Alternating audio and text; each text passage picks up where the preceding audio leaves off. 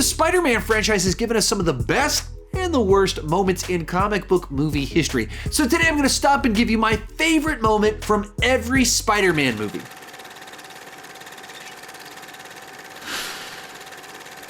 Hi, my name is Sean, and I started this channel because I was driving everyone around me crazy talking about movies way too much. If you can relate, you're probably in the right place to consider clicking that subscribe button.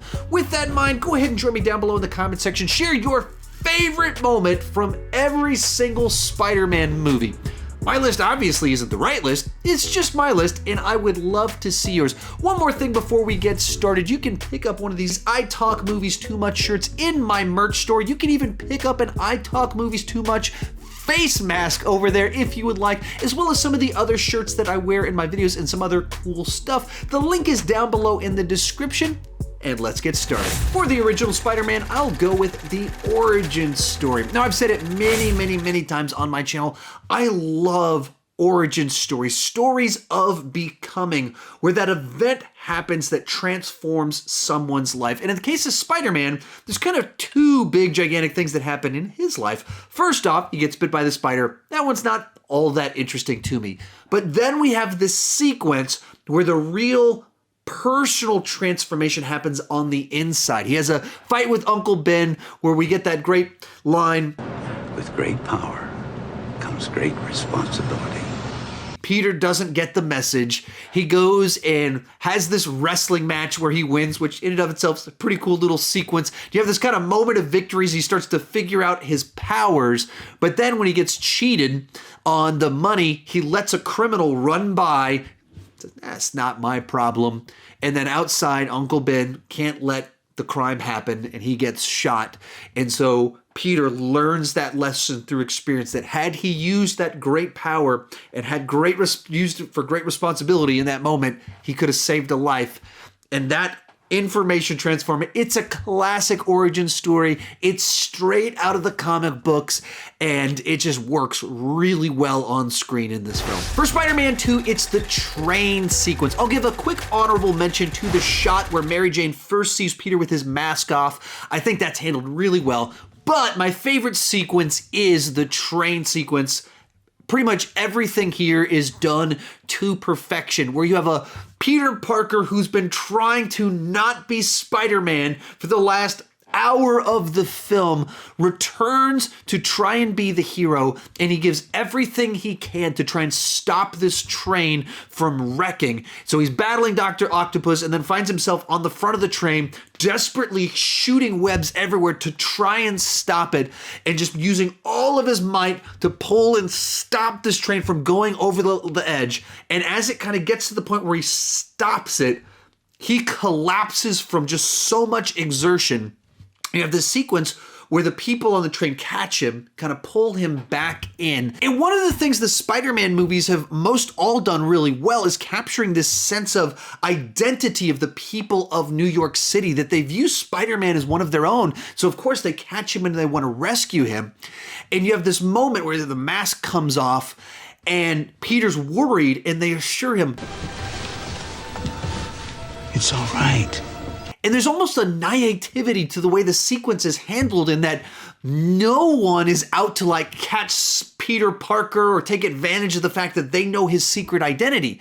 In a current comic book movie, they probably would have done something like that, with people pulling out their cell phones, trying to take advantage of that moment for personal gain. But in this movie, it assumes the best of people, that the people of New York have his best interests at hand, and so they're trying to protect him. It's just a nice, sincere, honest moment. And then even as the supervillain shows up, they try and guard his body, and of course they're no match for the guy with the robot arms, and he just pushes them off to the side. But I just love the way that it shows his love for the city and their love back towards him. Obviously for Spider-Man 3, I'm going with the dance numbers. There's a number of dance sequences in the middle of this movie that are all phenomenal. Just kidding. Actually, I'll go with the third act of the film, with Harry coming full circle and becoming a hero. Now, I don't hate this movie as much as some people, but I think there's a lot of flaws in the execution. But one thing I think it does nicely is bookend this trilogy of films, in particular, the very tumultuous relationship between Peter and Harry, where they're very good friends in the first film, but you can see a little bit of Harry's selfishness, and then the tension starts to build in the second film as Peter's friends with Spider-Man, and Harry believes Spider-Man is the person that killed his father, and then that leads to, of course, Harry learning that Peter Parker is Spider-Man, and then becoming actual adversaries at the end of that film and the beginning of this one.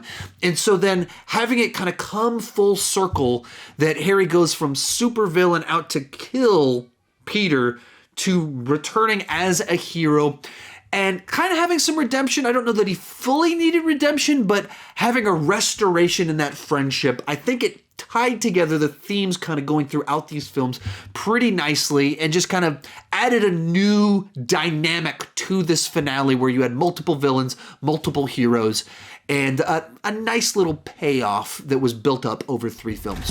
I'm gonna cheat this next one. My favorite thing about The Amazing Spider-Man was the relationship between Peter and Gwen. I didn't necessarily have a single moment that I would pinpoint and say, that's the moment right there.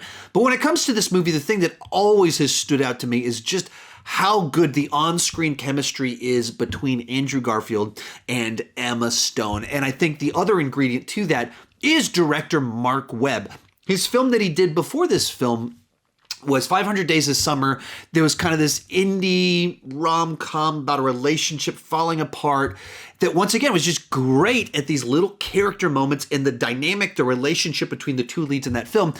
And that transferred perfectly over to the 2 Amazing Spider-Man films that consistently I loved watching their dynamic on screen. It felt like real people. It didn't feel like movie dialogue. It didn't feel like forced movie chemistry or convoluted scenarios. They felt like 2 kind of awkward teenagers getting to know one another, kind of likable, kind of weird. And then you have 2 world-class actors with Andrew Garfield and Emma Stone. I just always think that their connection to one another on screen absolutely works. I believe they're actually dating in real life. That probably helped a little bit with what you see on screen. But the combination of their performances and the director always pops. For The Amazing Spider-Man 2, I'm going depressing. The death of Gwen Stacy. Now, going into this movie, we knew that this plot point was coming, but that doesn't change the fact that the execution of the sequence itself was very good, emotional, and jarring. Part of that is that you actually feel the stakes and the danger involved in what's happening. It's very common in Spider-Man movies for people to be dangled from heights and fall out of buildings, and Spider-Man has to swoop in at the last minute and catch them. But you rarely feel the danger and the terror that would come with that actual situation happening. But in this sequence, perhaps it's because we knew the outcome as the sequence started, but you see the terror in her eyes, in his emotion, the desperation to save her. And so for a trope person following in Spider-Man movie, finally you feel how horrifying this situation would actually be. As soon as this sequence gets into this clock tower thing that they're in, you just know this is not good. And he's doing everything he can to try and catch her, all leading up to that final shot where you just see the web catch her and then her head just bends backwards so quick. It's a brutal, nasty shot that makes you have just enough hope if you don't know where this is headed, but at the same time you go, oh, that can't be good. That's not gonna be good. And it's not good. And all leading to these final moments as Andrew Garfield's actually like holding her body. I would say that pretty safe to say that Andrew Garfield is the best actor, actual thespian of our different live action versions of Peter Parker. And that's not way in any way to dismiss Tobey Maguire or certainly not Tom Holland, but just his actual raw acting chops. Andrew Garfield is a powerhouse. And so seeing him holding her is just gut-wrenching. So for a movie that certainly has its flaws, that sequence, however, the most important thing in the movie, it nailed it. Spider-Man Homecoming, we're going with meeting Dad. I felt like this movie did a really good job setting up a great reveal where you have two plot lines that you do not think are connected to one another at all. Peter's love life and our villain, the Vulture. He knocks on a door and then the main villain opens the door. And I still remember being in the theater being like, wait, what's happening right now? Oh, he's the dad. And it's a revelation that actually makes events earlier in the film make a little bit more sense, to where he's at house parties and stuff like that, and it just happens to be that there's villains right down the street. That doesn't make a lot of sense unless these things are a little bit more tied together than we initially realized. The sequence itself also recontextualizes the villain. We've only seen him in these meetings as this angry guy selling guns and trying to do what he needs to do. And then we get a new context for that of he's a family man. And it gives a whole other set of dimensions to his character and what he's like, all leading to the car ride where he puts it together. Initially, he didn't know that he was talking to Spider-Man, and then all the pieces come together and he switches from dad that's trying to do all the dad cliches before the dance to he's an actual threat. And when he pulls a gun on him, he means it. I will shoot you in the face because you're not going to stop me from providing for my family. I just absolutely love it. And of course, the thing that really pulls it together, Michael Keaton is so good at being the dad as well as being intimidating supervillain. Wonderful. Real quick before I share my thoughts on the final three Spider-Man movies, remember to share your thoughts down below in the comment section. What are your favorite moments from each of the Spider-Man movies? Also, after this video, just so you know, I've done a ton of other Spider-Man videos. You can check them out in this playlist right up here. I've reviewed the Spider-Man PlayStation 4 game. I've talked about the actors, the final battles, the movies. I've pitched my own version of a fourth Sam Raimi Spider-Man movie. If you love Spider-Man and you enjoy my content, there's definitely something up there that you'll enjoy. Moving along to Venom. Not really a Spider-Man movie, but why not talk about it here anyway?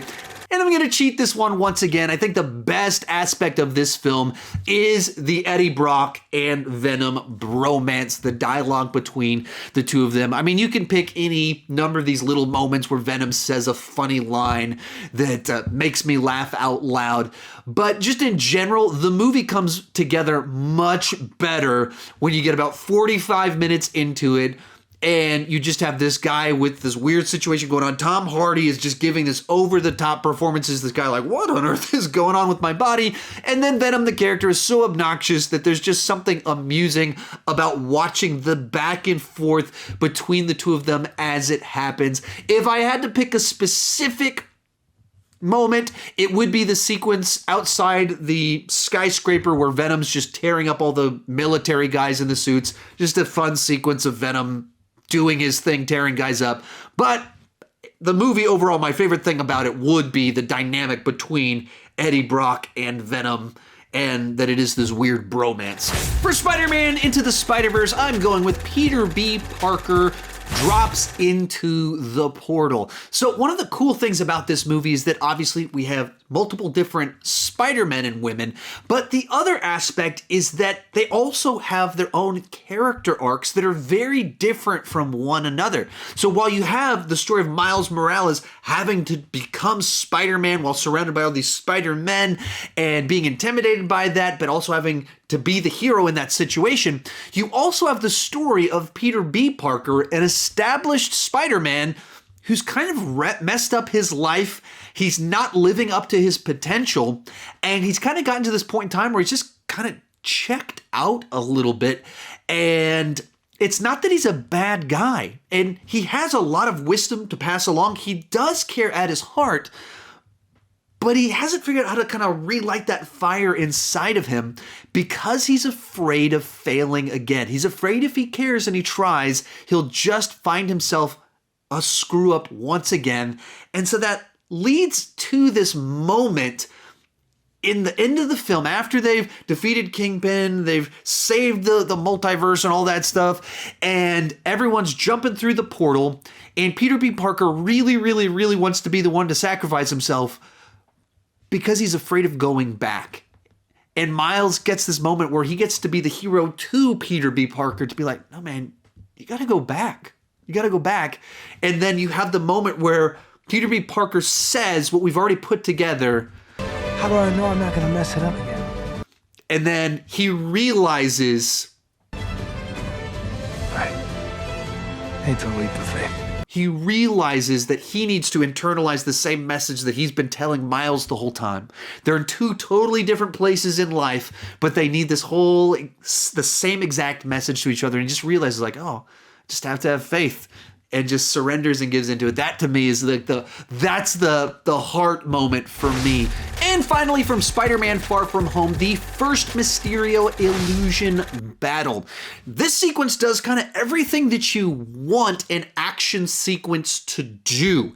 There's cool action inside of it, but it's done in a way that's incredibly memorable, obviously because it has this dreamlike vibe because of the illusions, and it's also pivotal to the plot line. Our hero has a clear objective. We think the path of the story is going one way, but then the movie tricks us. We were deceived, like Peter Parker, like Spider-Man in the movie, by the illusion that's taking place. There's several twists and turns inside of it where the villain uses the sequence, uses all the twists and turns in it to gather information from him and to physically defeat him by putting him in front of a train. But just kind of going through it, the thing that really stands out, of course, is the illusion aspect to it and the way they visualized it. The way they kind of came up with a series of different things that happen to where he thinks he's fighting in a building, and then the nature of the building keeps changing, and he's falling, but he doesn't fall as far as he thinks he's falling and just slams into the ground. He's trying to punch a person, but it turns out it's a wall, and then it kind of goes into this all-out dream visualization to just mess with his head a little bit, and it all looks cool. It's all interesting to see. All the stuff they do, that's creative visual art with CGI while in the middle of an action sequence that has plot significance to it. Put it all together, and it's just a very cool sequence, taking full advantage of the nature of the villain himself and the point we're at in the story. So it was my favorite moment from Spider-Man Far From Home. Remember, if you're interested in one of these I Talk Movies Too Much shirts or face masks, check out that link down below in the description. If you want more Spider-Man content from me, check out that playlist right over there where I've got rankings, I got video game reviews, I've got reviews, all of it right in there. Thank you so much for watching, and keep talking movies too much.